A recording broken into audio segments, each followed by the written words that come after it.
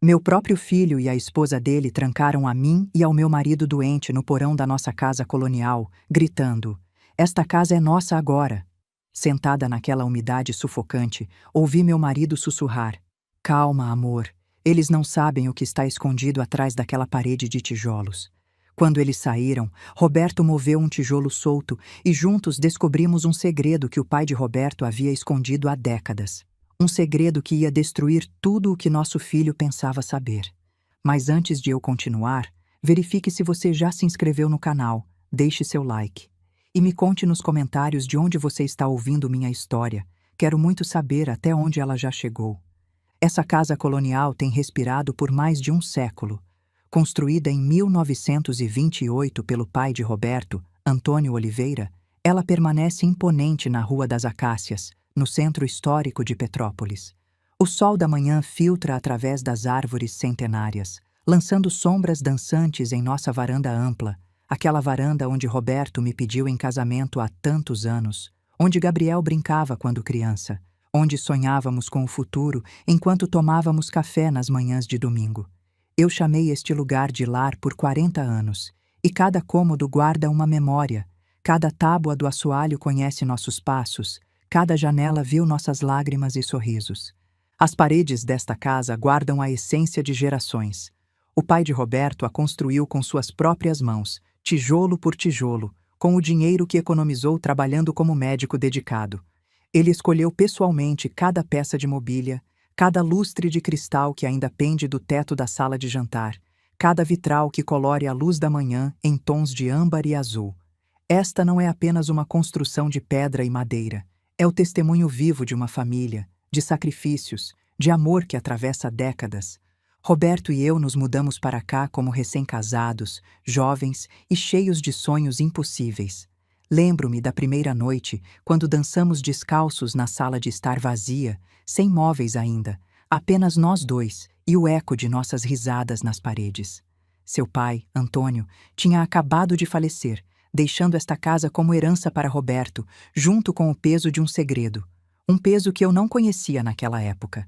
Criamos nosso filho Gabriel dentro dessa casa, vendo-o dar seus primeiros passos nestes mesmos pisos de madeira polida que agora rangem sob o peso dos anos. Esta casa testemunhou cada fase de sua vida. O choro inconsolável das madrugadas quando era bebê, as risadas estrondosas de aniversários infantis, os silêncios rebeldes da adolescência, o orgulho estampado em seu rosto no dia da formatura. Esta casa testemunhou nossa alegria quando ele se formou na faculdade de administração, nossa esperança quando ele abriu sua primeira empresa de investimentos em um escritório modesto no centro da cidade, nosso orgulho quando os clientes começaram a se multiplicar, atraídos pelo sobrenome Oliveira que carregava tanto peso em Petrópolis. Esta casa viu nossa felicidade quando ele trouxe Letícia para casa como sua noiva. Uma mulher linda, sofisticada, que na época nos pareceu a parceira perfeita para nosso filho bem-sucedido. Como estávamos enganados. Mas isso foi há 4 anos. 4 longos e sufocantes anos, desde que eles se mudaram para cá conosco. Cada dia desses 4 anos foi uma erosão lenta da nossa paz, como água gotejando em pedra até formar um buraco profundo demais para ignorar. Começou quando Roberto teve seu primeiro derrame. Foi numa terça-feira à tarde. Lembro-me como se fosse ontem. Ele estava no jardim, regando suas orquídeas queridas, quando simplesmente desabou. O telefone tremeu na minha mão quando liguei para a ambulância, e depois para Gabriel. Meu filho chegou ao hospital com Letícia, ambos com rostos preocupados, abraços reconfortantes, palavras de apoio que pareciam genuínas. Durante as primeiras semanas de recuperação, Gabriel vinha nos visitar todos os dias. Trazia flores, conversava com os médicos, segurava a mão do pai com lágrimas nos olhos. "Não se preocupe, mãe", ele dizia. "Vamos superar isso juntos. Somos família." Eu acreditava nele. Deus me perdoe. Eu acreditava em cada palavra. Foi no 3º mês após o derrame que ele fez a sugestão. Roberto ainda estava fraco, precisava de ajuda para caminhar, para se vestir, para tarefas básicas do dia a dia. Eu estava exausta, cuidando dele sozinha, cozinhando, limpando, administrando medicamentos em horários rígidos, dormindo apenas algumas horas por noite. Gabriel apareceu numa manhã de sábado com café e pão de queijo da padaria. Sentou-se comigo na cozinha e segurou minha mão. Mãe, você parece esgotada. Letícia e eu estivemos conversando. Que tal se nos mudássemos para cá? Só temporariamente até papai se recuperar. Poderíamos ajudar com os cuidados, dividir as responsabilidades. Você precisa de apoio. Parecia tão razoável, tão carinhoso. Só temporariamente, mãe. Ele repetiu quando viu minha hesitação. Alguns meses no máximo, até vocês se estabilizarem. Você já confiou em alguém que depois te traiu? Deixe nos comentários. Sua história importa. Gabriel sugeriu que eles se mudassem para a suíte master no andar de cima, o quarto que Roberto e eu havíamos ocupado por décadas, com sua varanda privativa que dava para o jardim, seu closet espaçoso, seu banheiro com banheira vitoriana, onde eu costumava relaxar após dias longos. Vocês precisam ficar no térreo, mãe. Papai não pode subir escadas. Faz sentido. Fazia sentido. Era lógico. Era prático. Nós nos mudamos para baixo, para o antigo escritório do pai de Roberto, um cômodo menor, mas confortável, que transformamos em quarto improvisado. Roberto não teria que subir escadas. Seria mais fácil para mim cuidar dele. Era temporário. Exceto que temporário se tornou permanente de maneiras que eu não conseguia prever. No primeiro mês foi sutil. Uma caixa de pertences deles aqui, um móvel ali. Letícia trouxe seu guarda-roupa completo. Já que vamos ficar alguns meses, faz sentido ter minhas coisas. Gabriel instalou seu escritório na antiga sala de costura do avô. Preciso trabalhar de casa alguns dias para estar disponível se precisarem de mim. No segundo mês, a casa começou a não parecer mais nossa. Os pertences deles invadiram cada canto como uma maré silenciosa. As plantas que Roberto cultivava com tanto carinho na varanda foram reorganizadas por Letícia, porque ficavam desorganizadas. Os retratos de família que decoravam as paredes por décadas foram substituídos por arte moderna, que ela comprou numa galeria cara. Meus livros antigos na estante da sala foram movidos para o porão porque ocupam muito espaço e juntam poeira. Os perfumes caros de Letícia, Chanel número 5, se não me engano, aquele que custa mais de R$ 1.000 o frasco, substituíram meus simples sachês de lavanda que eu mesma costurava com flores do jardim. O aroma que definia nossa casa por décadas, aquele cheiro caseiro de lavanda e bolo de fubá recém-assado, foi sufocado por fragrâncias sintéticas e produtos de limpeza industriais que Letícia insistia em usar. Suas conversas altas sobre dinheiro ecoavam por salas que antes conheciam apenas vozes gentis e risadas baixas. Conversas sobre investimentos, sobre oportunidades de mercado, sobre quanto fulano ganhou com ações, sobre quanto cicrano pagou por um apartamento em Ipanema. Dinheiro, sempre dinheiro, como se fosse a única coisa que importasse no mundo. A casa que outrora respirava amor e memórias familiares, agora sufocava sob o peso da ganância mal disfarçada e do desrespeito crescente. Eu sentia isso nos olhares que eles trocavam quando achavam que eu não estava olhando, nas conversas que morriam abruptamente quando eu entrava num cômodo, nos suspiros de impaciência quando Roberto derramava algo ou precisava de ajuda extra. Esta manhã começou como todas as outras nos últimos 4 anos, com aquela sensação de andar sobre cascas de ovos na minha própria casa. Acordei antes do amanhecer, como sempre, às 5:30 da manhã, quando o céu ainda estava tingido de roxo e as primeiras aves começavam a cantar no jardim. Esse era meu momento de paz, aqueles minutos silenciosos antes que o resto da casa acordasse. Preparei a medicação de Roberto com cuidado. 3 comprimidos azuis para a pressão, 2 brancos para o coração, meio amarelo para a circulação. Organizei-os na pequena caixinha de plástico que dividia por horários, uma rotina que eu executava com precisão militar todas as manhãs. Um erro na dosagem poderia ser fatal. Depois fui preparar seu café da manhã. Roberto mal consegue falar desde o segundo derrame que teve há 6 meses, mas seus olhos ainda brilham quando leio poemas para ele, especialmente Drummond, seu poeta favorito.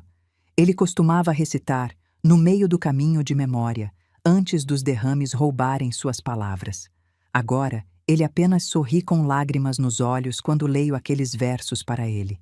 Estava fazendo seus ovos mexidos macios, apenas ovos, um fio de leite, uma pitada de sal, mexidos lentamente em fogo baixo até ficarem cremosos, exatamente como ele gosta, quando Letícia apareceu na porta da cozinha. Ela sempre aparecia nessa hora, como um abutre sentindo o cheiro de comida. "Esse cheiro de novo", ela disse, não fazendo nenhum esforço para esconder seu desgosto. Seu rosto estava impecavelmente maquiado apesar da hora matinal. Base perfeita, rímel, batom nude. Ela vestia um hobby de seda em tom champanhe, que provavelmente valia mais do que o salário mensal da maioria das pessoas. Eu tinha visto um similar numa vitrine em Ipanema por R$ 3.000. "Carmen", ela continuou, usando meu nome com aquela familiaridade forçada que nunca soou genuína. "Você não poderia cozinhar algo normal para variar? Esta casa sempre cheira a hospital, ou asilo. É deprimente." Continuei mexendo os ovos no fogo baixo, mandíbula apertada, contando até 10 mentalmente. "Seu sogro gosta desses ovos, Letícia. São fáceis para ele engolir. O Dr. Mendes recomendou alimentos macios e úmidos. Ele mal está comendo de qualquer jeito." Letícia respondeu com um dar de ombros casual, servindo-se de café daquela máquina italiana caríssima que ela havia instalado no balcão, substituindo a velha cafeteira que o pai de Roberto me deu de presente de casamento. "Dr. Mendes disse na última consulta que ele pode precisar de uma sonda alimentar em breve. Então por que continuar fingindo que essas pequenas refeições fazem diferença?" A crueldade casual em sua voz, aquela indiferença fria em relação ao sofrimento de Roberto, fez meu peito apertar como se uma mão invisível apertasse meu coração. Esta mulher nunca demonstrou cuidado genuíno por Roberto, nem nos primeiros dias quando ainda fingia educação básica. Para ela, meu marido era apenas um inconveniente, um obstáculo para o estilo de vida que ela se sentia no direito de ter em nossa casa. Um velho doente que atrasava seus planos, quaisquer que fossem esses planos. Levei a bandeja do café da manhã para nosso quarto com cuidado. Aquela bandeja de prata que ganhamos de presente de casamento, agora manchada pelos anos, mas ainda útil, com ovos mexidos humeantes, torradas cortadas em pedacinhos do tamanho de uma mordida, suco de laranja espremido na hora, e um pequeno vaso com uma rosa do jardim. Roberto estava sentado apoiado contra travesseiros que eu havia arrumado meticulosamente, 3 atrás das costas, um sob cada braço para apoio. Ele olhava para o jardim que plantamos juntos décadas atrás, aquele jardim onde cada flor conta uma história. As rosas vermelhas que plantamos no nascimento de Gabriel, as hortênsias azuis que trouxemos da nossa lua de mel em Gramado, o jasmim que o pai dele cultivava e que replantamos em sua memória. Sua mão direita tremia enquanto eu o ajudava a comer, aquele tremor constante que começou após o segundo derrame e nunca mais parou completamente. Eu segurava a xícara de suco para ele, limpava delicadamente o canto da sua boca quando um pouco de ovo escapava, falava suavemente sobre o dia que se anunciava bonito lá fora. "O jasmim está florescendo, amor", eu disse, apontando para a janela. "Aquele que você plantou está coberto de flores brancas. O cheiro vai ficar maravilhoso à noite." Ele não podia responder com palavras, mas seus olhos ainda falavam volumes. Eles se iluminaram com aquele reconhecimento, aquela memória de todas as noites de verão que passamos naquela varanda, apenas nós dois, o perfume do jasmim envolvendo-nos como um abraço, conversando sobre sonhos, sobre Gabriel, sobre nossas esperanças para o futuro. Um futuro que nunca imaginamos seria assim. Mas ele conseguiu um pequeno sorriso, aquele sorriso torto que o derrame deixou, mas que ainda era o sorriso do homem que eu amava. Naquele momento precioso, cercado pela luz dourada da manhã e o perfume de jasmins florescendo lá fora, senti um vislumbre de nossa antiga paz. Aquela paz que costumava preencher cada canto desta casa. Aquela paz que Gabriel e Letícia roubaram de nós, dia após dia, hora após hora. Mas a paz era um luxo que não podíamos mais pagar. A realidade sempre voltava rápido demais. As tábuas do piso no andar de cima gemeram sob passos pesados. Gabriel estava acordado. Reconheci o som. Ele andava pesadamente, sem a delicadeza que seu pai sempre teve. Logo ouvi a torneira do chuveiro, o som abafado de vozes discutindo algo. Depois o ranger da cama quando Letícia se levantou também.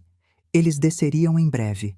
Juntariam-se na cozinha como faziam todas as manhãs. Tomariam aquele café italiano caro. Falariam em tons que achavam baixos, mas que eu conseguia ouvir perfeitamente através das paredes finas desta casa antiga. Falariam sobre nós como se fôssemos problemas a serem resolvidos, obstáculos a serem removidos, inconveniências a serem gerenciadas. Propriedade, herança, valores de mercado imobiliário, leis de sucessão, custos de casas de repouso, o fardo de pais idosos. Essas eram as palavras que eu ouvia repetidamente, flutuando através da casa como fumaça tóxica. Suas palavras cortavam mais fundo do que eles sabiam, ou talvez soubessem exatamente o quanto doía e simplesmente não se importassem. Enquanto eu me sentava ao lado de Roberto naquela manhã, segurando sua mão frágil e manchada pela idade, sentindo os ossos delicados sob a pele fina e pálida, eu não tinha ideia de que esta seria nossa última manhã normal. Nossa última manhã de paz relativa.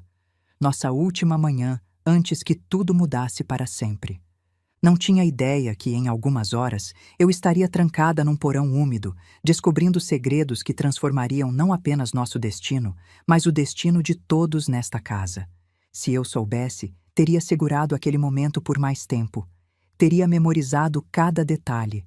A luz do sol beijando o rosto de Roberto, o perfume do jasmim misturado com o aroma de ovos mexidos, o peso confortável da sua mão na minha, o silêncio pacífico daqueles poucos minutos antes da tempestade. Mas a vida não nos dá avisos. Não nos permite preparar para os momentos que mudarão tudo. 1 hora depois, os preparativos matinais no andar de cima finalmente terminaram. Ouvi o silêncio breve que sempre precedia sua descida. Aquele momento em que eles se organizavam, ajustavam suas máscaras de civilidade, preparavam suas estratégias. Então veio o som deliberado e medido de passos descendo pela grande escadaria de madeira que o pai de Roberto havia importado de uma mansão em demolição em São Paulo. Gabriel apareceu primeiro na porta do quarto, já impecavelmente vestido em seu terno azul marinho sob medida, aquele que ele mandou fazer num alfaiate caro em Leblon. Cada fio de cabelo no lugar, perfume discreto mas caro, sapatos italianos brilhando, a imagem perfeita do jovem executivo bem-sucedido. Mas eu conhecia meu filho. Conhecia aquele jeito como ele endireitava a gravata quando estava nervoso. Conhecia como ele evitava olhar nos olhos quando estava prestes a fazer algo que sabia estar errado. Conhecia cada um de seus truques, cada uma de suas manipulações, porque fui eu quem o criei. Fui eu quem o consolou quando acordava de pesadelos.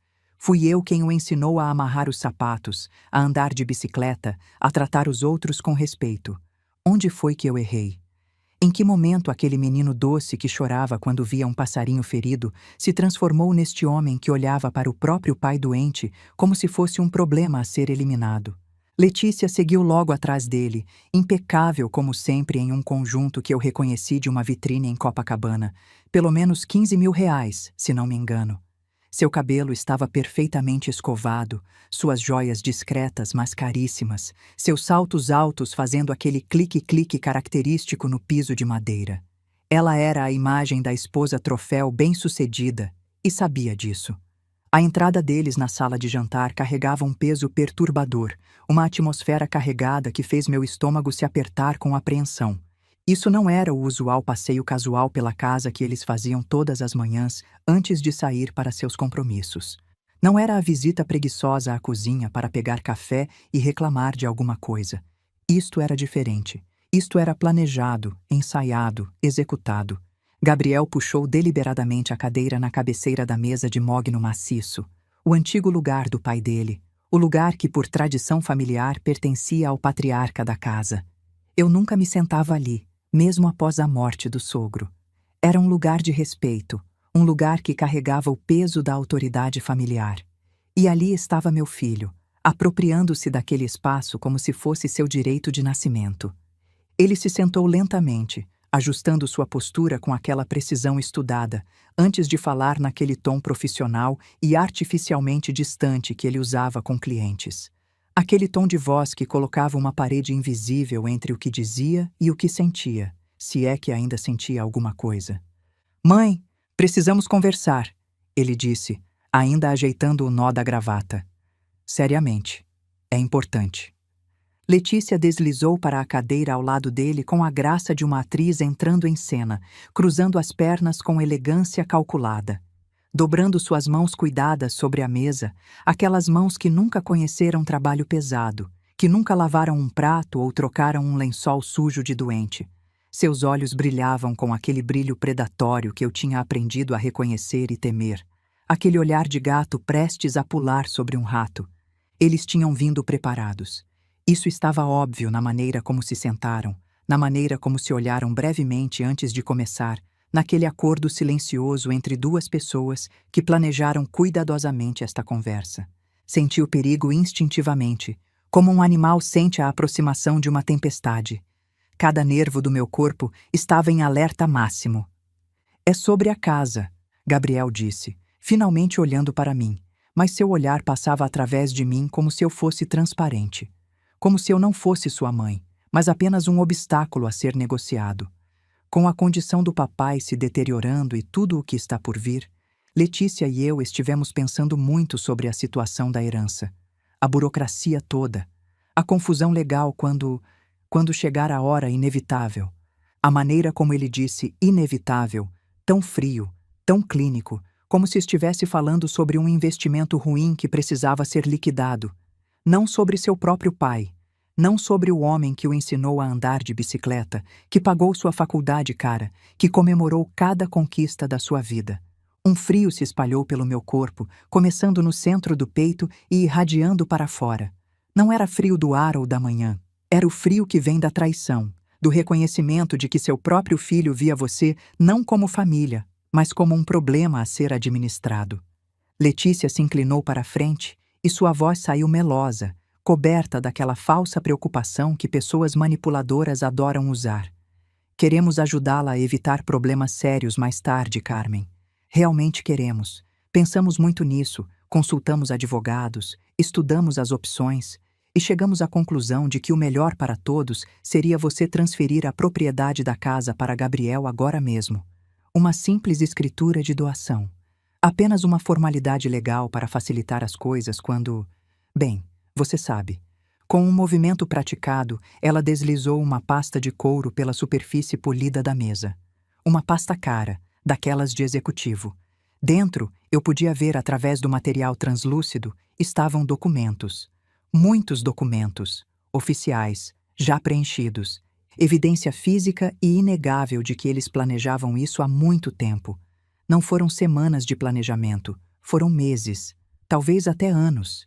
Desde quando? Desde o primeiro derrame de Roberto? Desde antes? Desde o dia em que se mudaram para cá, já com este objetivo final em mente? Minha mão tremeu ligeiramente ao pensar em tocar aquela pasta, como se ela estivesse contaminada. A casa está avaliada em 2 milhões de reais no mercado atual. Gabriel acrescentou com aquela voz de profissional financeiro, recitando números frios. Com a transferência em vida, evitamos o inventário completamente. Sem tribunais, sem interferência do governo, sem impostos absurdos de transmissão. É a decisão financeira mais inteligente. Ele falava como se estivesse explicando uma planilha de Excel, não o futuro da casa onde ele cresceu, onde cada tijolo tinha uma memória. Não toquei nos papéis. Minhas mãos ficaram firmemente no meu colo, dedos entrelaçados com força para controlar o tremor de raiva que começava a subir pela minha espinha. Não. A palavra saiu da minha boca com mais força do que eu esperava. Curta, definitiva, final. Ela rachou pelo cômodo como um tiro, ecoando nas paredes, suspendendo momentaneamente o tempo. O sorriso cuidadosamente mantido de Letícia caiu instantaneamente, substituído por uma expressão de surpresa genuína. Ela não esperava resistência.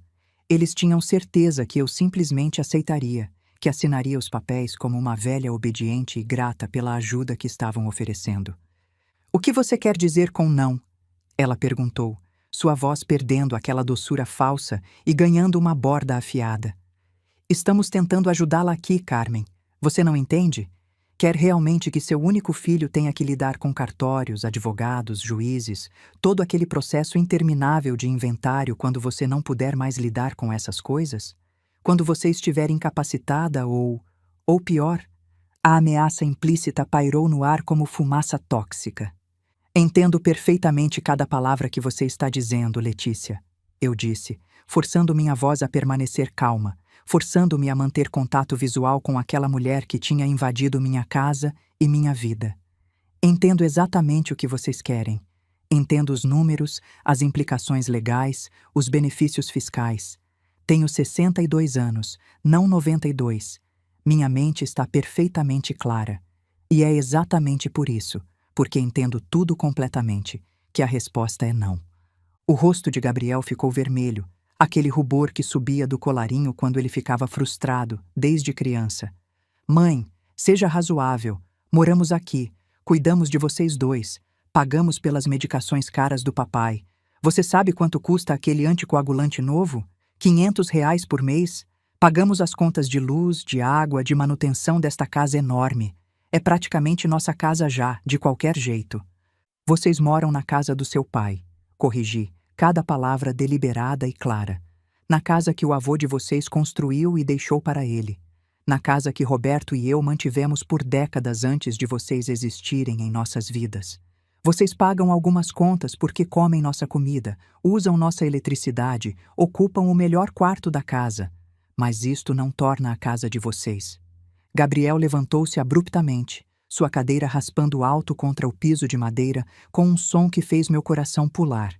Ele estava tremendo, de raiva, de frustração, de alguma emoção que não conseguia mais ler no rosto do meu próprio filho. Seja razoável, mãe. Ele quase gritou, perdendo completamente a compostura profissional. Papai precisa de cuidados profissionais, reais, especializados. Encontramos um lugar perfeito. Vila Serenidade, nos arredores do Rio. R$ 5.000 por mês. Equipe médica 24 horas. Fisioterapia. Enfermeiras especializadas em AVC. Ele teria tudo o que precisa. E você? Você poderia visitá-lo nos fins de semana, sem todo o estresse diário de cuidar dele sozinha. A traição dessas palavras cortou mais fundo do que qualquer faca poderia cortar.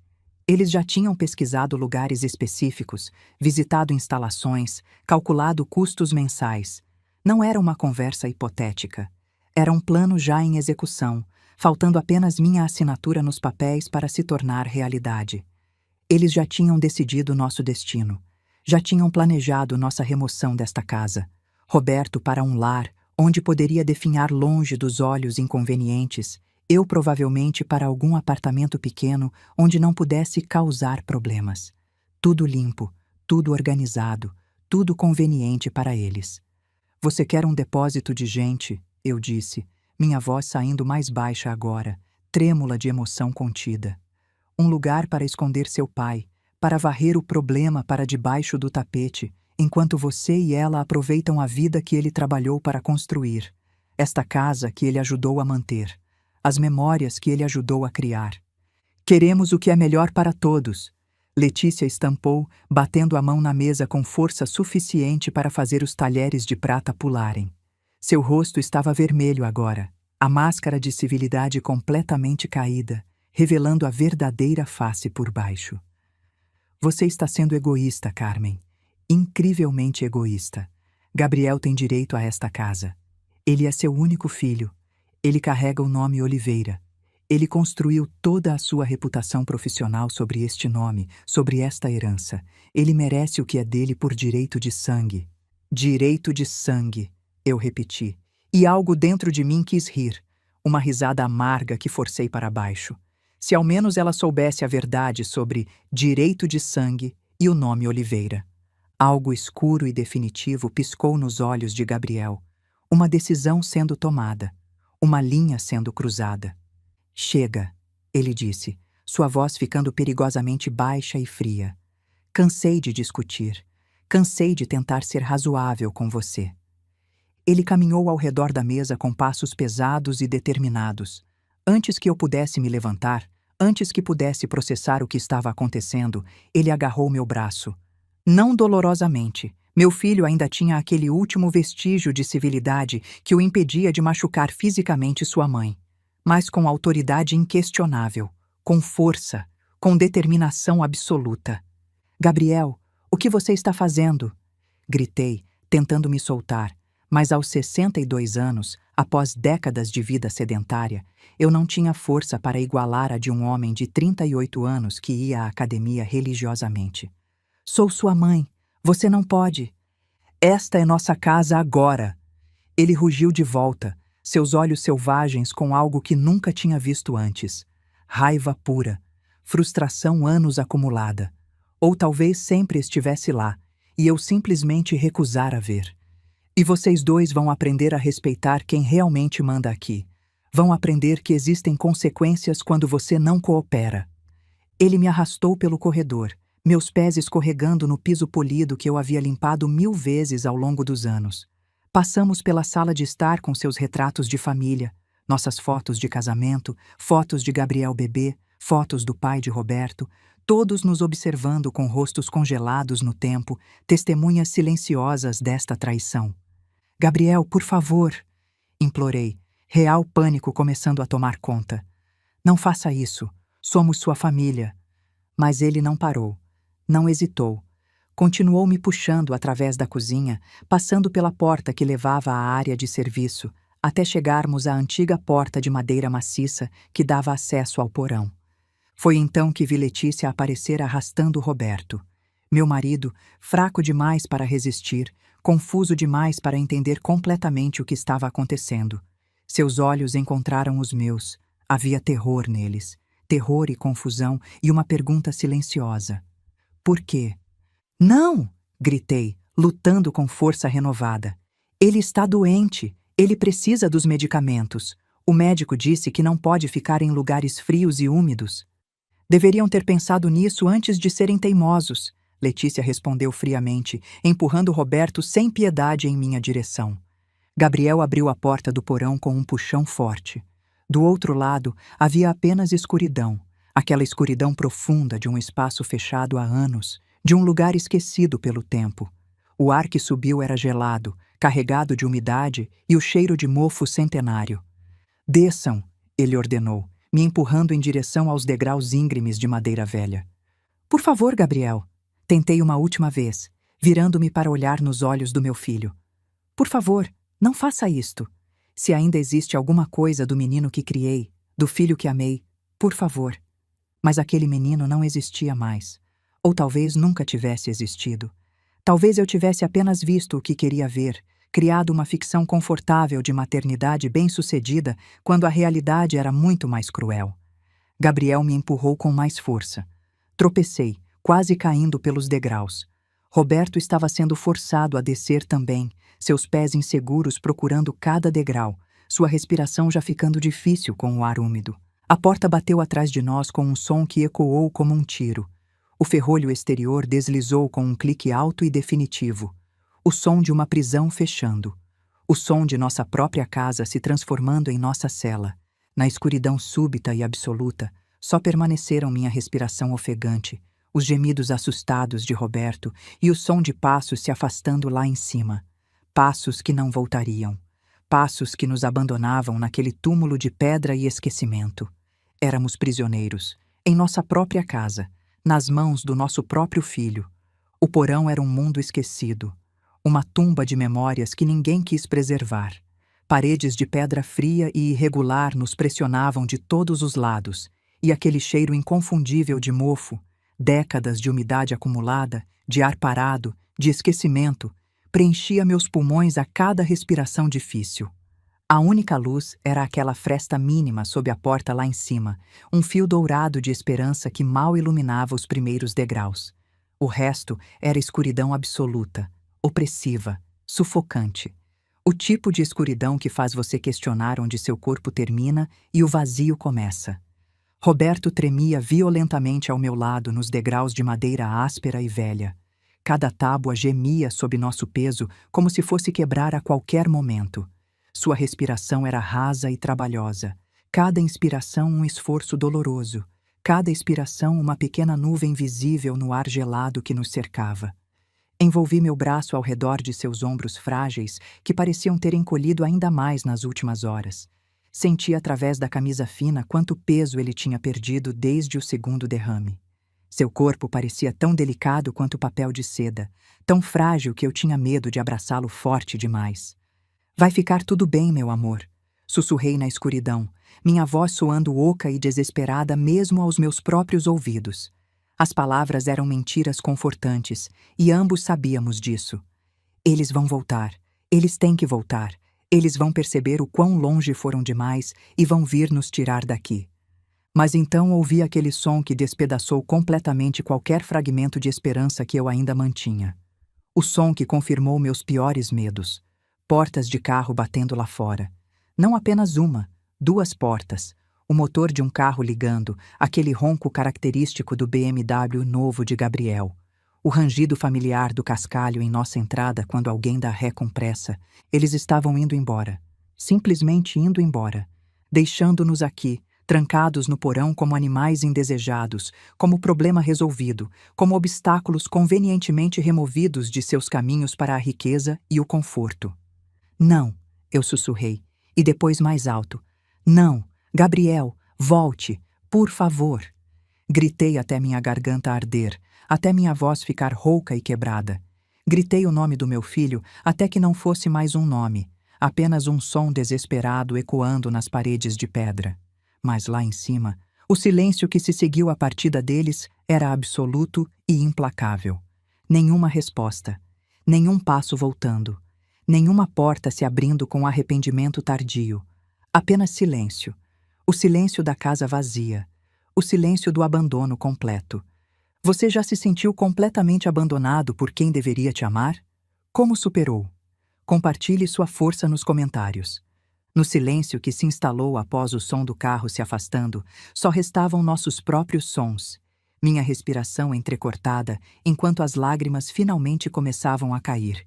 O chiado preocupante na respiração de Roberto que estava piorando com o ar úmido e o gotejamento constante e lento de água de condensação em algum lugar nas sombras.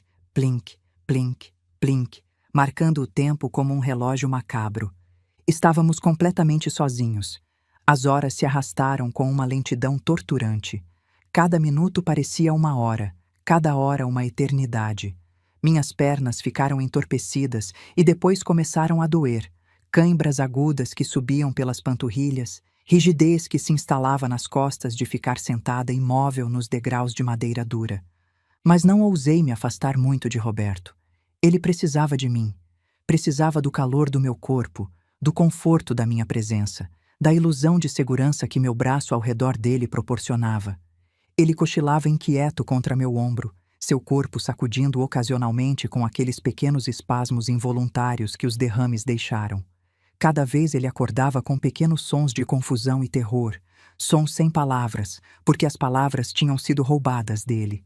Cada vez eu alisava seu cabelo grisalho com dedos trêmulos e murmurava as mesmas garantias vazias em que nem eu mesma acreditava mais. Estou aqui, amor. Estou aqui. Vai ficar tudo bem. Vamos sair daqui em breve. Mentiras. Todas mentiras. Mas que outra coisa eu poderia dizer? O porão não tinha sido usado para nada além de armazenar coisas esquecidas há muitos anos. Décadas, talvez. Teias de aranha pendiam de cada canto como véus de funeral, grossas e empoeiradas. Potes de vidro vazios e manchados alinhavam prateleiras cambaleantes e podres, alguns quebrados, todos cobertos de uma camada de sujeira que testemunhava anos de negligência. Era aqui que o pai de Roberto costumava guardar sua coleção de vinhos, garrafas caras de vinhedos franceses e italianos que ele servia com orgulho quando esta casa recebia jantares elegantes.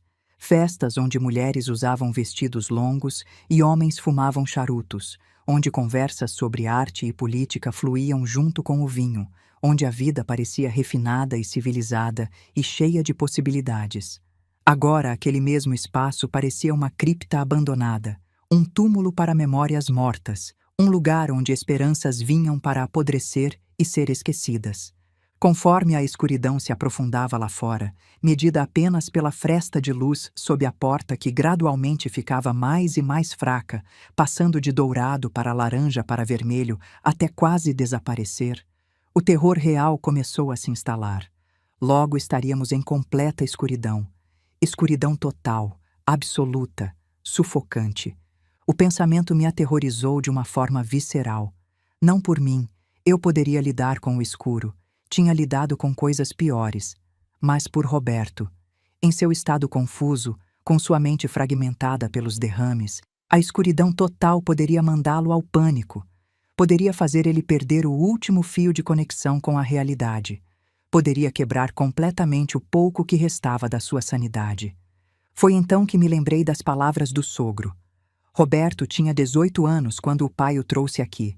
Ele tinha mostrado a Roberto onde ficava o registro da água, explicando o antigo sistema elétrico. Mas então tinha parado na parede do fundo, aquela feita de pedra de campo áspera. Roberto me contou essa história uma vez, anos atrás, numa noite de vinho e nostalgia. Meu pai me disse, Roberto havia murmurado, que havia algo ali que eu precisava saber, algo para os tempos mais desesperados. Mas ele nunca me disse o que era.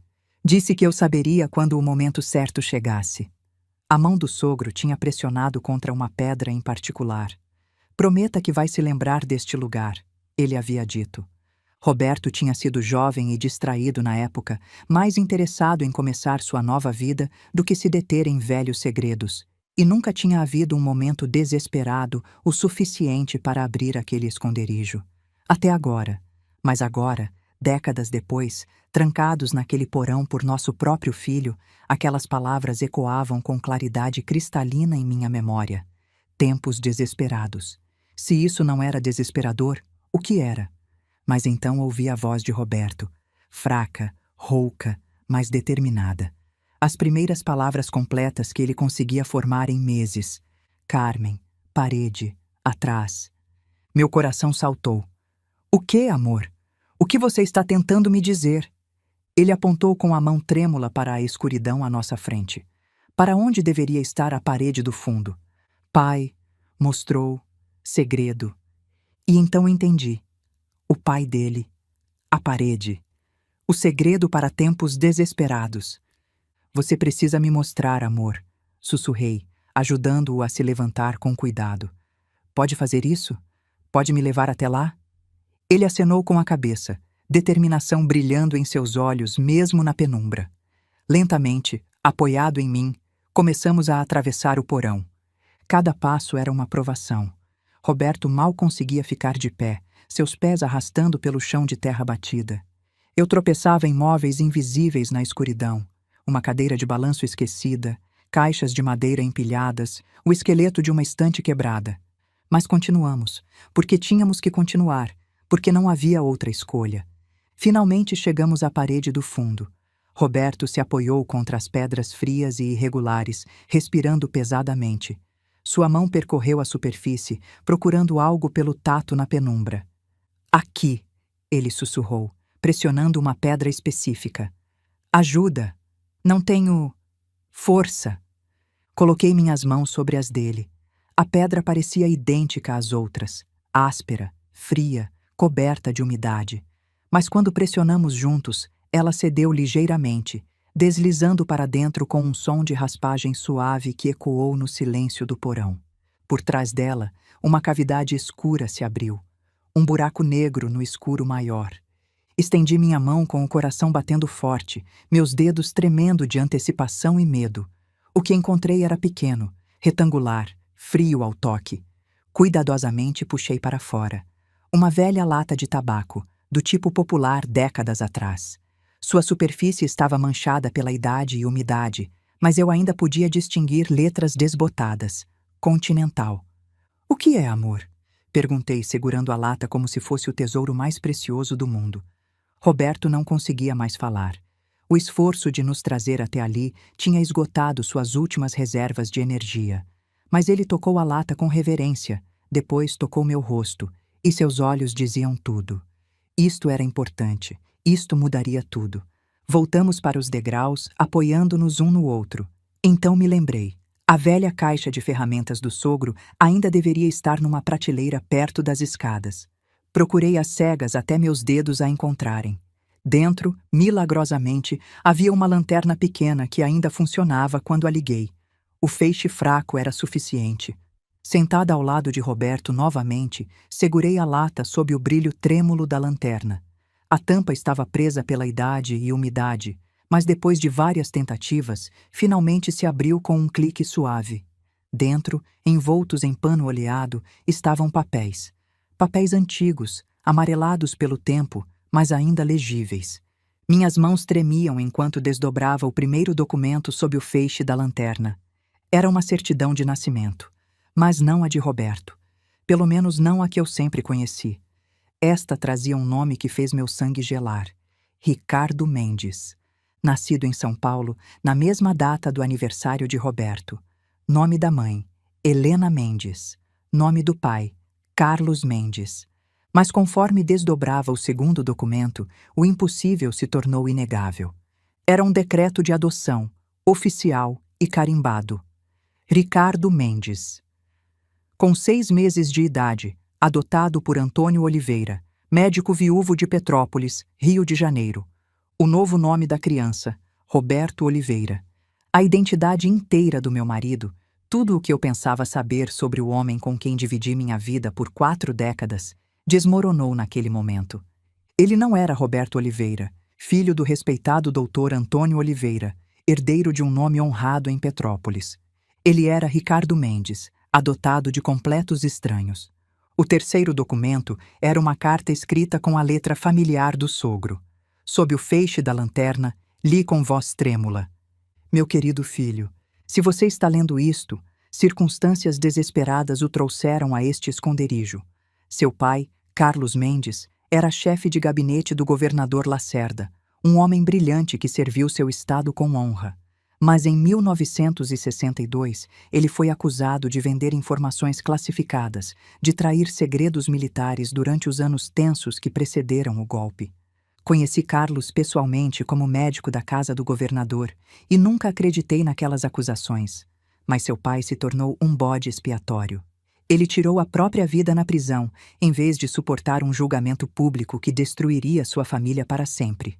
Sua mãe, Helena, ficou sem nada além de vergonha e um bebê cujo nome do pai havia se tornado veneno na política de São Paulo. Ofereci adotá-lo, dar-lhe meu nome e proteção. O nome Mendes o teria seguido como uma sombra, fechando portas que o nome Oliveira abriu. Guarde este segredo, meu filho. Há aqueles que o usariam para destruir tudo o que você construiu. Mas se o dia chegar em que você precisar desta verdade como arma, use-a sabiamente. Seu pai para sempre, Antônio. Minha mente girava com as implicações explosivas do que acabara de descobrir. Tudo. Nosso casamento, minha aceitação nos círculos sociais de Petrópolis, nossas conexões, até mesmo o orgulho de Gabriel no legado Oliveira. Tudo isso foi construído sobre uma fundação que poderia desmoronar se esta verdade viesse à tona. Roberto. Minha voz saiu apenas como um sussurro.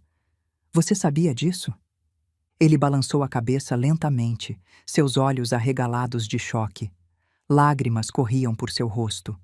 Não eram lágrimas de alívio por finalmente revelar um segredo guardado. Eram lágrimas de descoberta, de traição, de uma vida inteira construída sobre uma mentira que nem ele mesmo conhecia. Ele tinha vivido 64 anos sem saber quem realmente era. Seu pai adotivo havia guardado este segredo tão bem que nem o próprio Roberto sabia da verdade. Apenas que havia algo escondido para tempos desesperados, mas nunca o quê. E agora, naquele porão frio e úmido, trancado pelo próprio filho, Roberto descobria que não era quem sempre pensou ser. Gabriel não sabe de nada disso, eu disse, mais para mim mesma do que para ele, enquanto minha mente começava a trabalhar, peça por peça montando o quebra-cabeça. Ele passou a vida inteira tendo orgulho do nome Oliveira, construindo seu negócio de investimentos sobre aquela reputação. Seus clientes são políticos, velhas famílias fluminenses que se importam profundamente com linhagens e honra. Olhei para Roberto e vi nos seus olhos que ele entendia. Mesmo em seu estado debilitado, ele entendia perfeitamente o poder do que tínhamos nas mãos. Se eles soubessem que Gabriel é neto de Carlos Mendes, continuei, minha voz ficando mais firme. Um homem acusado de traição ao Estado, seu negócio entraria em colapso da noite para o dia.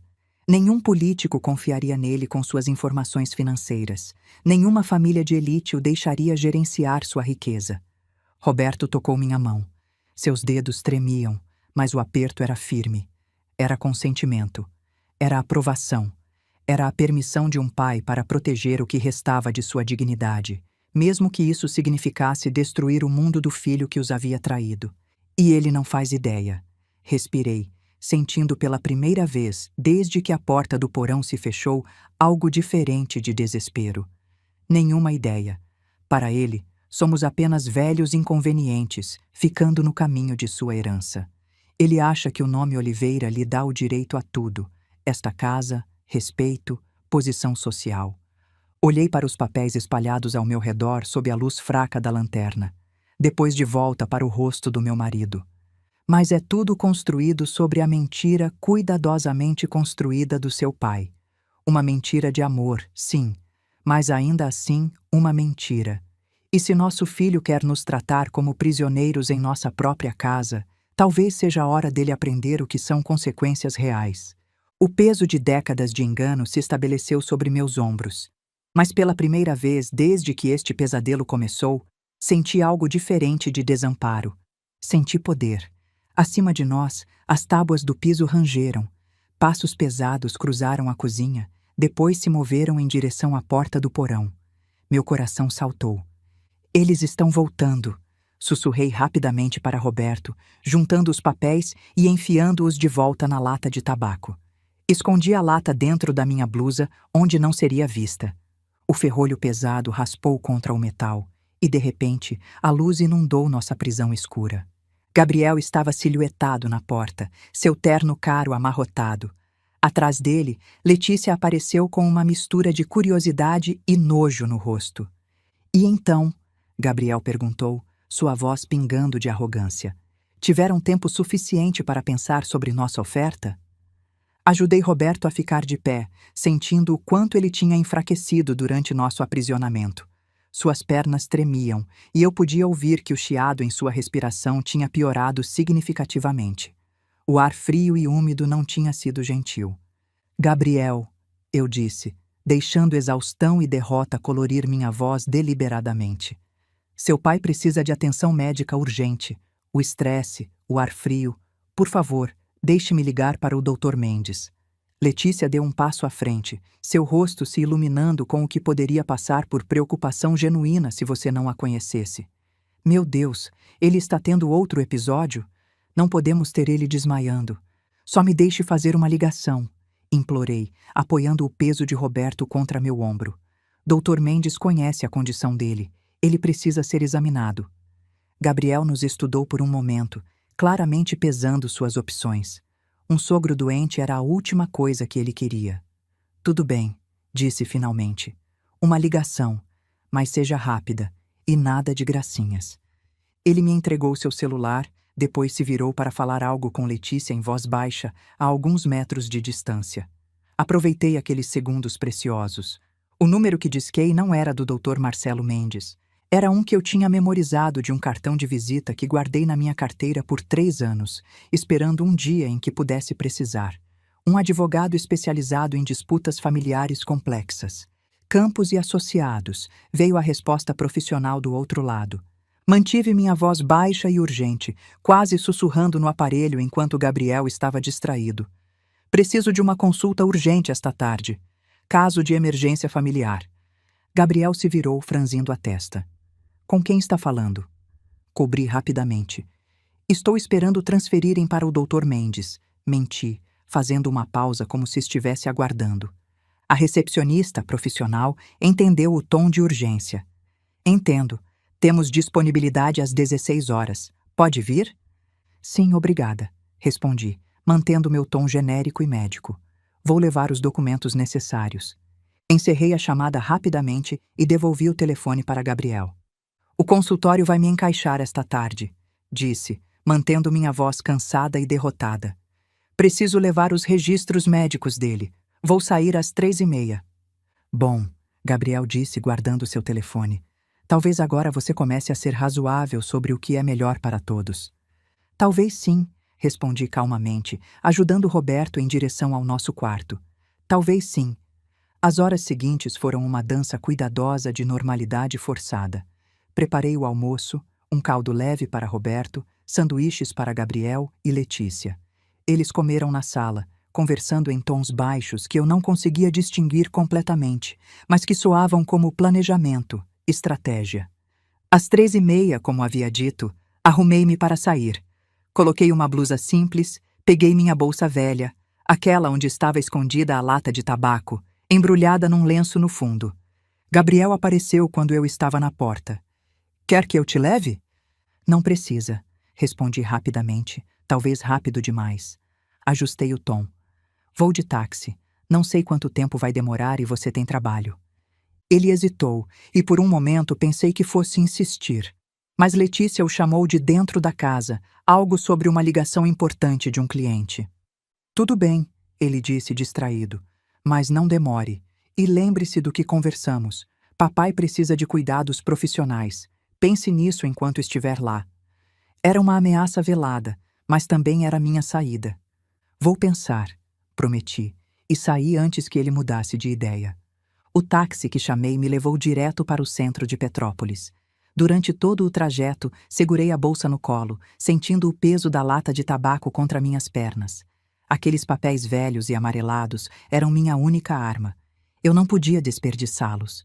3 horas depois de fazer aquela ligação, 3 horas que pareceram 3 dias, eu estava sentada diante de Rodrigo Campos em seu escritório elegante no centro de Petrópolis. Ele era um homem na casa dos 50, com cabelo grisalho e olhos afiados que não perdiam nada. Eu tinha trazido a lata de tabaco comigo, e agora seu conteúdo estava espalhado sobre sua escrivaninha de mogno polida. Campos estudou a certidão de nascimento, os papéis de adoção e a carta de Antônio com a intensidade focada de um cirurgião examinando raios-x. Quando finalmente olhou para cima, havia algo predatório em seu sorriso. Senhora Oliveira, ele disse, recostando-se em sua cadeira de couro. Seu filho construiu todo o negócio de investimentos dele em relacionamentos com a elite política do Rio e de São Paulo, não é? Sim, respondi. A lista de clientes dele lê como um quem é quem do governo estadual e velhas famílias de Petrópolis e do Rio. E eles confiam nele porque acreditam que ele vem de sangue Oliveira honrado, de uma linhagem respeitada. Exatamente. O sorriso de Campos se ampliou, e ele se inclinou para a frente, seus dedos entrelaçados sobre a mesa. Bem, senhora Oliveira, deixe-me explicar o que temos aqui. Este não é apenas um segredo de família. Esta é uma bomba nuclear. Ele pegou a certidão de nascimento, segurando-a delicadamente como se fosse explosiva. Carlos Mendes não era apenas um funcionário público que caiu em desgraça, continuou. Ele estava no centro de um dos maiores escândalos políticos dos anos 60. Quando foi acusado de vender segredos de Estado, o caso foi manchete nacional por meses. Seu nome se tornou sinônimo de traição em certos círculos, especialmente nos círculos políticos e militares que ainda têm memória longa. Meu estômago apertou. E os clientes de Gabriel? São exatamente dessas famílias, Campos terminou. Famílias que valorizam tradição, linhagem, sangue limpo. Para eles, descobrir que Gabriel é neto de Carlos Mendes seria como descobrir que ele tem uma doença contagiosa. Eles não vão apenas retirar seus investimentos, vão se certificar de que todo mundo em seu círculo saiba. Vão destruí-lo socialmente antes mesmo de destruí-lo financeiramente. Ele pausou, deixando isso penetrar. Isso não vai apenas tirar a casa dele, disse Campos, sua voz baixa mas clara. Isso vai demolir tudo, seu negócio, sua reputação, sua posição social. Tudo que ele construiu usando o nome Oliveira como fundação vai desmoronar quando descobrirem que aquela fundação era areia movediça. Senti um arrepio percorrer minha espinha. Não de medo, mas de algo mais frio, mais definitivo. E a esposa dele? Perguntei. Campos sorriu. Ah, Letícia, ela vai odiá-lo, porque para uma mulher como ela, casada por status e dinheiro, descobrir que seu marido não é quem ela pensava. Bem, isso é pior do que qualquer traição financeira. Ele juntou os documentos cuidadosamente. Senhora Oliveira, você me trouxe o equivalente legal de uma ogiva nuclear. A questão agora é, você está preparada para detoná-la? Pensei em Roberto no porão, tremendo de frio e medo. Pensei em Gabriel gritando, esta é nossa casa agora, enquanto nos trancava como animais. Pensei em Letícia falando sobre enviar Roberto para morrer sozinho em alguma instituição. Pensei em 40 anos de amor e sacrifício, descartados como lixo. Sim, eu disse, minha voz firme e clara. Estou preparada, mas quero fazer isso da maneira certa. Quero que ele entenda exatamente o que perdeu e por quê. Campos acenou, aprovação brilhando em seus olhos. Então vamos começar. Uma semana depois, eu estava sentada em nossa sala de estar, lendo o jornal da manhã, quando a campainha tocou. Através das cortinas de renda, pude ver um sedã preto estacionado em nossa entrada. Caro, profissional, o tipo de carro que significava negócio sério. Rodrigo Campos estava em nossa varanda, impecavelmente vestido em um terno cinza carvão e carregando uma pasta de couro. Atrás dele estava um homem mais jovem em um terno igualmente elegante, claramente outro advogado de seu escritório. Senhora Oliveira, Rodrigo disse com um leve aceno. Acredito que temos alguns documentos para entregar. O som de passos na escada me disse que Gabriel tinha ouvido a campainha. Ele apareceu no corredor, ajeitando sua gravata, claramente curioso sobre nossos visitantes inesperados. Letícia seguiu atrás, seu rosto já mostrando preocupação suspeita. Posso ajudá-los, senhores? Gabriel perguntou, dando um passo à frente com o ar confiante de um homem que acreditava possuir tudo à vista. Gabriel Oliveira? Rodrigo perguntou, embora seu tom sugerisse que ele já sabia a resposta. Sim, e você é?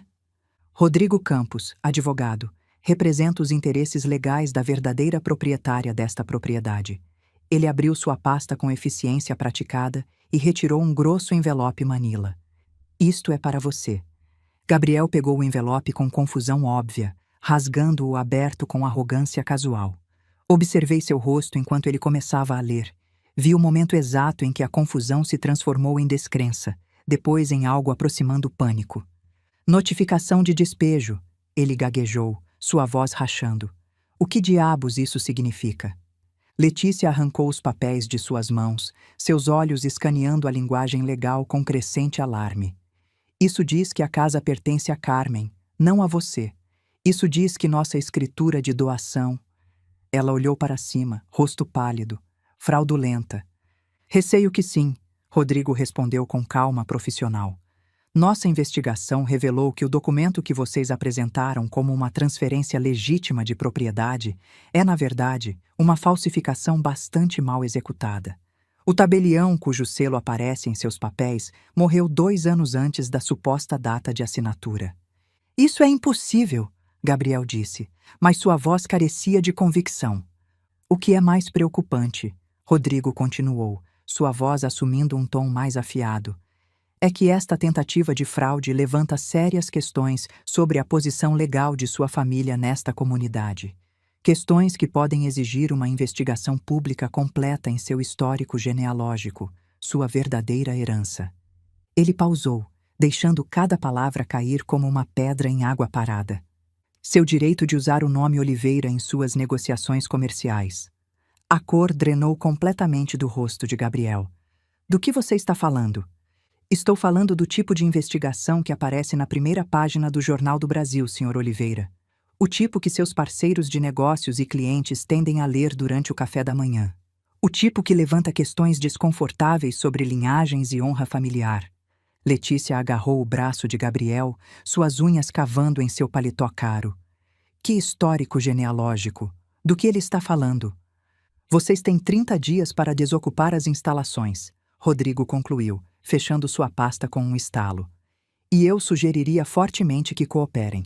A alternativa envolveria muita publicidade indesejada sobre a verdadeira identidade da família Oliveira. Quando os advogados voltaram para seu sedã, notei que as mãos de Gabriel tremiam quando ele puxou seu celular. Meus parceiros de negócios, ele disse, sua voz oca. Eles vão começar a fazer perguntas. Meus clientes. Deus, meus clientes. 3 dias depois, nossa sala de estar estava lotada de pessoas que eu não via há meses, talvez anos. Gabriel tinha convocado uma reunião familiar de emergência e a urgência em sua voz os tinha trazido correndo. Primo Fernando estava sentado rigidamente em nosso sofá antigo, sua esposa Teresa ao lado dele, segurando sua bolsa como um escudo. 2 dos parceiros de negócios de Gabriel, Homens em ternos caros, que normalmente me tratavam com diferença educada, ocupavam as poltronas perto da lareira. A atmosfera era densa de tensão e pânico mal disfarçado. Eu podia ver no rosto de Gabriel, na maneira como suas mãos tremiam ligeiramente enquanto ele andava de um lado para o outro na frente da velha estante de mogno do sogro. Letícia estava empoleirada na beira de um puff, sua compostura usual rachada como um espelho quebrado. Obrigado a todos por virem em cima da hora. Gabriel começou, sua voz carregando aquela confiança forçada de um homem tentando convencer a si mesmo tanto quanto sua audiência. Estamos lidando com uma crise familiar aqui, um ataque legal à nossa casa, nossa herança, tudo que o nome Oliveira representa. Ele gesticulou em minha direção com frustração mal contida. Minha mãe foi influenciada por um advogado inescrupuloso que está enchendo sua cabeça de mentiras sobre propriedade e história familiar.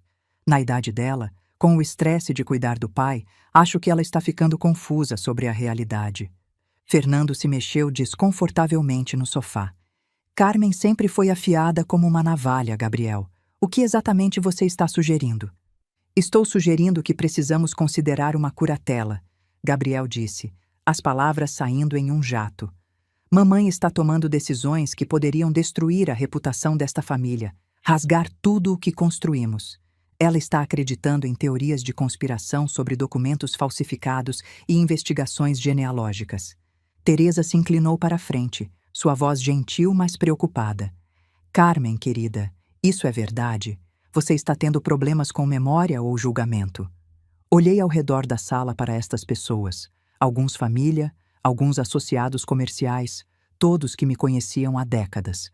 Eles me viram construir uma carreira, criar um filho, cuidar do meu marido durante sua doença. A sugestão de que eu era mentalmente incompetente era tão absurda que era quase insultante. Não, Teresa, eu disse calmamente, levantando-me da minha cadeira. Minha memória e julgamento estão perfeitamente claros.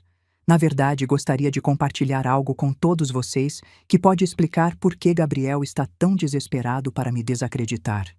Caminhei até a mesinha lateral onde eu tinha colocado a lata de tabaco naquela manhã, sabendo que este momento viria. Gabriel está certo sobre uma coisa. Isso é sobre história familiar e herança, mas não da maneira que ele pensa. Mamãe, não faça isso, Gabriel alertou, sua voz aguda de pânico. Você vai se envergonhar. A única pessoa que deveria estar envergonhada, eu disse, abrindo a lata e removendo os papéis amarelados, é o homem que passou a vida inteira tendo orgulho de um nome que não é legitimamente dele. A sala ficou em silêncio mortal.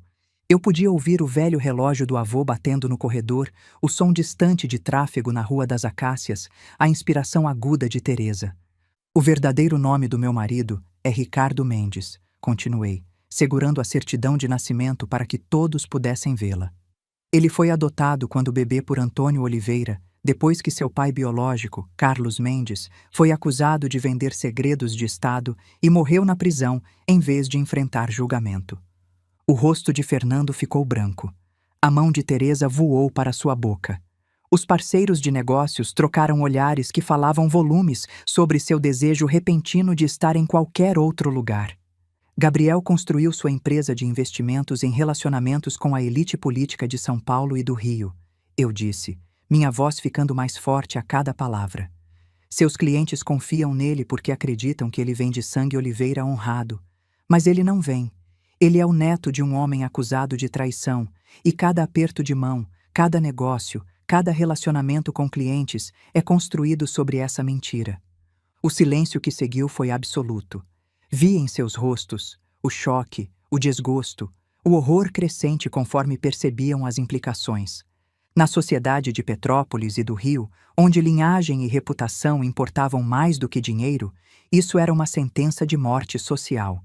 Você, um dos parceiros de negócios finalmente disse, sua voz estrangulada. Você é o neto de Carlos Mendes? O Carlos Mendes? Isso não é verdade, Gabriel disse fracamente, mas todos na sala podiam ver que era. Ela está mentindo, ela está confusa. Aqui estão os documentos, eu disse, colocando-os na mesa de centro.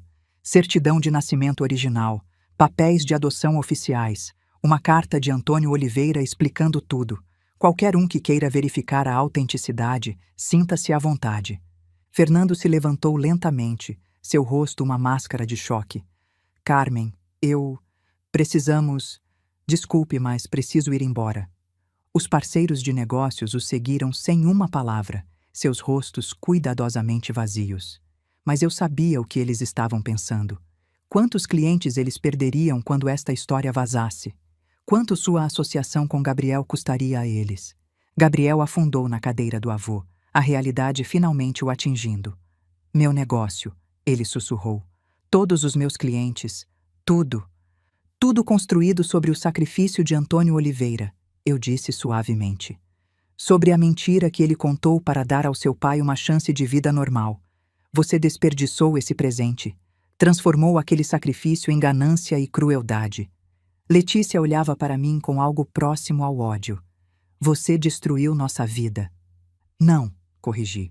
Vocês tentaram nos destruir primeiro. Eu apenas me defendi. Você faria o mesmo para proteger sua dignidade? Deixe sua resposta nos comentários.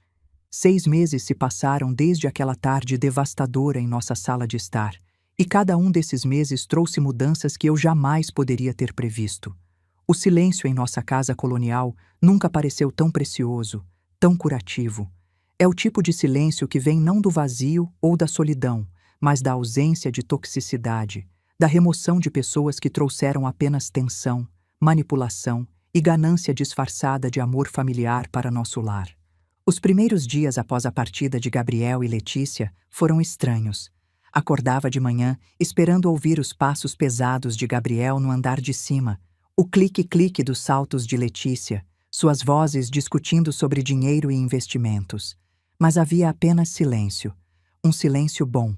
Um silêncio que gradualmente foi preenchido com outros sons mais suaves.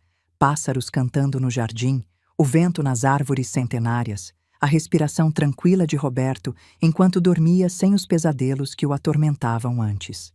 Gabriel e Letícia deixaram Petrópolis no dia seguinte àquela reunião.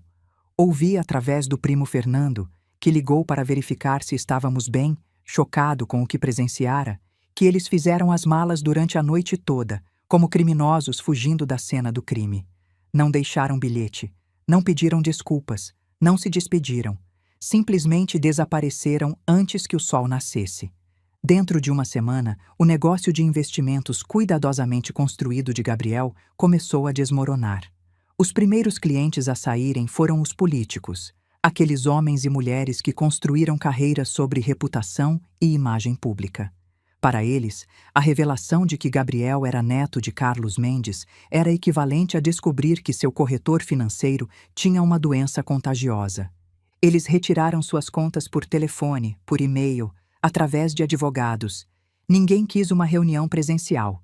Ninguém quis dar a Gabriel a chance de explicar ou defender seu caso.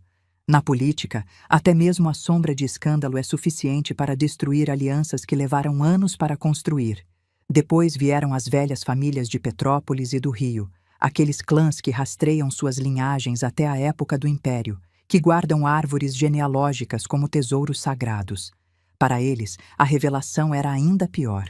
Gabriel não era apenas associado com vergonha, ele havia construído sua carreira inteira sobre uma mentira sobre sangue e herança. O escândalo da escritura fraudulenta foi a gota d'água. Isso transformou Gabriel de um descendente desafortunado em alguém ativamente desonesto. A combinação era tóxica, radioativa, social e profissionalmente fatal. Fernando me contou que a empresa de Gabriel, que chegou a gerenciar quase 100 milhões de reais em ativos, estava sendo liquidada. Os sócios se afastaram imediatamente. O escritório elegante em Leblon foi fechado. As contas foram encerradas uma por uma. Eles se mudaram para uma cidade pequena no interior de Minas Gerais, um lugar onde ninguém conhecia os nomes Mendes ou Oliveira. Ouvi que Letícia encontrou trabalho como recepcionista em um salão de beleza. Ganha salário mínimo. Gabriel. Ninguém parece saber exatamente o que Gabriel faz agora. Alguns dizem que vende seguros. Outros dizem que trabalha como vendedor em uma loja de móveis. Ele não liga. Não escreve. Para mim, ele deixou de existir. Mas esta história não é sobre vingança. É sobre algo muito mais importante. É sobre cura, sobre reconstrução, sobre descobrir que a vida pode ser boa novamente. A saúde de Roberto melhorou de maneiras que os médicos chamaram de notáveis. Dr. Mendes disse que nunca tinha visto uma recuperação tão significativa. Mas eu sabia o segredo. Não era milagre. Era simplesmente a ausência de estresse tóxico. Sem Gabriel e Letícia, sem os comentários cruéis, sem viver em estado de alerta perpétuo, o corpo de Roberto encontrou espaço para curar. Ele ainda luta com os efeitos permanentes dos derrames, mas está melhorando em vez de piorando. Seu apetite voltou. Seu sono é tranquilo. E mais importante, seu sorriso voltou. Ele até consegue dizer algumas palavras agora. Pequenas vitórias que celebramos como conquistas monumentais. Carmen, ele consegue dizer. Amor. Obrigado. Feliz. 6 meses de paz transformaram mais do que 4 anos de inferno conseguiram destruir. Fizemos mudanças significativas na casa. Aquele porão onde descobrimos a verdade, contratei empreiteiros para transformá-lo completamente. Instalamos iluminação moderna, ventilação, aquecedores. Pintamos as paredes de branco luminoso. Colocamos piso de madeira clara. Tornou-se meu estúdio pessoal, um santuário de paz. Forrei as paredes com estantes de livros. Coloquei cadeiras confortáveis perto de janelas ampliadas. Há uma mesinha onde tomo chá e escrevo. Há plantas, samambaias e jiboias que prosperam. Às vezes desço lá nas tardes ensolaradas, não pensando sobre segredos ou terror, mas simplesmente apreciando a satisfação de um espaço recuperado, redimido, transformado. Um lugar de morte se tornou um lugar de vida. Uma metáfora perfeita para nossas vidas. Nossa vizinha, Dona Marta, passa aqui a maioria das tardes agora. Ela é viúva, mora 3 casas abaixo e tem sido uma dádiva divina. Ela ajuda com o jardim, traz legumes e trata Roberto com o respeito gentil que ele merece. É engraçado como remover pessoas tóxicas abre espaço para pessoas genuinamente boas entrarem. Aprendi algo profundo. Família não é apenas sobre sangue ou nomes compartilhados. É sobre amor, respeito e cuidado genuíno. Gabriel compartilhou nosso nome e viveu em minha casa a vida toda. Mas Dona Marta, que nos conhece há 6 meses, demonstrou mais espírito familiar verdadeiro. O nome Oliveira que carregamos com tanto medo não nos define mais. Nem o nome Mendes com o qual Roberto nasceu. Somos simplesmente Carmen e Roberto, um casal que aprendeu que a herança mais preciosa não é dinheiro ou propriedade, mas o exemplo de como tratamos as pessoas que dependem de nós. Antônio Oliveira salvou Roberto da vergonha das acusações contra seu pai, mas foi enfrentando a ganância do nosso próprio filho que realmente nos libertou. Olho para Roberto agora, sentado em sua cadeira favorita na varanda, observando o jardim que plantamos juntos. O sol da tarde ilumina seu cabelo prateado e ele está sorrindo. Aquele sorriso pequeno e pacífico que me lembra por que lutei tão duro. Esta casa colonial, com suas paredes centenárias, já não é uma prisão. É novamente um lar. Um lugar onde o amor vive, onde o respeito prospera, onde 2 pessoas podem passar seus últimos anos em paz e dignidade. Lembro-me da verdadeira riqueza. Não é medida em reais ou escrituras, mas no amor que damos e na dignidade que mantemos, mesmo em nossas horas mais escuras. Olhando para trás, percebo que cometi erros que quase me custaram tudo. Vivi décadas sem questionar, sem exigir respeito. Não seja como eu. Não deixe o medo do conflito impedi-la de defender sua dignidade. A verdade tem uma maneira de nos libertar, mesmo quando pensamos que vai nos destruir. Antônio Oliveira deu seu nome a Roberto por amor. E foi esse mesmo amor, amor próprio, amor pela dignidade, que me deu forças para usar aquela verdade como arma quando necessário. Esta história não é apenas sobre herança ou ganância. É sobre a herança de caráter que passamos para as futuras gerações. Podemos escolher criar filhos que valorizem compaixão sobre riqueza, integridade sobre status. A maior lição: não espere uma crise para revelar seu valor. Não deixe ninguém roubar sua dignidade. As pessoas que realmente importam vão amá-la por quem você é, não pelo que você possui. Se esta história ressoou com você, por favor, compartilhe com alguém que precisa ouvi-la. Inscreva-se em nosso canal para mais histórias sinceras e me diga nos comentários qual lição familiar moldou mais sua vida. Suas histórias importam tanto quanto a minha. E lembre-se, queridos ouvintes, a verdadeira herança que deixamos não está em testamentos ou propriedades, mas nos corações que tocamos e nas vidas que melhoramos simplesmente por termos existido. Antônio Oliveira entendeu isso quando adotou Roberto. Dona Marta vive isso todos os dias, e agora, finalmente, nós também entendemos. Obrigada por me ouvirem. Até a próxima história.